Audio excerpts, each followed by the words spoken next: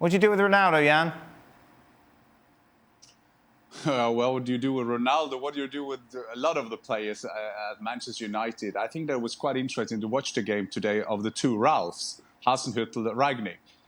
And I think that when Ralf Rangnick tonight sits and analyzes that game, he thinks of Ralph Hasenhuttl that he brought to Leipzig because he played his way of playing. And when he saw Southampton in this game today against Manchester United, he thought, I wish we play that way. I wish we had that intensity in the game. And Don was quite nice when he said what Ralph Hasenhuttl said after the game, because he more or less said, everybody knows that Manchester United won't run as back intensity like we know. Yeah. And we will take advantage of that. And I think that for Ralph Hasenhuttl, I know him, he's a polite guy. And Rangnick, the other Ralph, has been some kind of his mentor. But what he said about Manchester United, that is not surprising. It's scandalous. Can you imagine that an opposition manager after Old Trafford, he tells them, we know they can't run at the back, so we take advantage of that. We just wait. This is the third game in a row. They're 1-0 up. Just wait till the second half. It's the same procedure as every game, Miss Sophie. And that's what happened today again. Cut from the same cloth, aren't they? And I was saying this to you before. I would certainly at the moment, and Rangnick's not been in there long, but I'd take Ralph Hasenhuttl over Rangnick at the moment all day, every day. I think what he's done at Southampton, bearing in mind the budget, and he walks back every summer, and he must walk back into the dressing room and say, who's left? Sure. Who's left? Who have they not sold? And what he's done there with that budget and these players, to take nothing away from the guys that are there, you know, left back from France, Broja on loan, you know, Romeo and Ward-Prowse, El Yunusi was at Celtic for a couple of seasons, couldn't get going in England. The intensity that they play with is exactly the intensity that Manchester United need, but can't put together for more than a very small period in each game. So yeah, it's hard to get the answer about what is the answer to all these problems at the moment. I suppose he might have to be looking at leaving Ronaldo out again and finding an option for that position. Now, this player is out of form, but it might be playing Marcus Rashford through the middle for his pace. Okay. It might be making a decision like that. You know, we saw Jesse Lingard come in.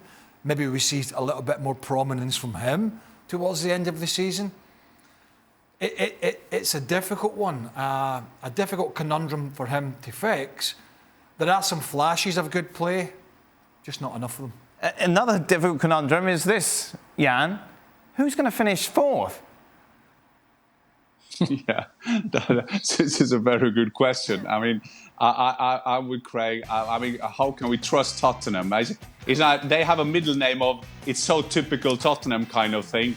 Arsenal, you just feel that they have the young freshness. They could go for, they're like teenagers in a grown-up shop sometimes, but they still can make it. Manchester United, you think they have the material, but they don't have a structure at the moment. And we're not even talked about Fernandes. Where is he playing? I don't know. I tried to see where he's playing. I have no idea. Ralf Rangnick will sit at home again thinking, where is he playing? I mean, I can't understand that. So I think that the rest of it, we just have to support West Ham now, won't we? Because that will be the best story. And we think that David Moyes will find a way that they will take that for position. It's crazy, Don. No one's stepping up. No, and would you bet on Tottenham beating Wolves tomorrow? No. You wouldn't. No. You wouldn't. You don't know. But at some point, someone's got to go. Someone's got to actually take a step back and go, right, this is on. And I think everyone's been sort of feeling the same. I watched Ralph Hasenhuttl and I watched Antonio Conte in the Spurs Southampton game the other day, and it was really edgy. It was loads of friction between the two managers. And when Tottenham were winning 2-1, Conte was giving it, and he was giving it large to Hasenhuttl because he realised if they beat Southampton, with everyone around them sort of dropping points, it's there for Tottenham. And then all of a sudden, at the end of the game, they lose at 3-2, and he's soaking wet and he looked dishevelled.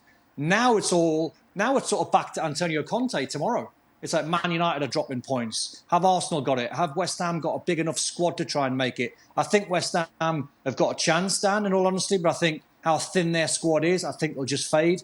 And my money at the minute, as I'm sitting here tonight, is on Tottenham. But fast forward this time tomorrow night, if Wolves take points off them, then who knows? Who wants it? Who's not going to bottle it? Thanks so much for watching ESPN on YouTube. And for more sports highlights and analysis, be sure to download the ESPN app. And for premium content and live streaming, subscribe to ESPN Plus.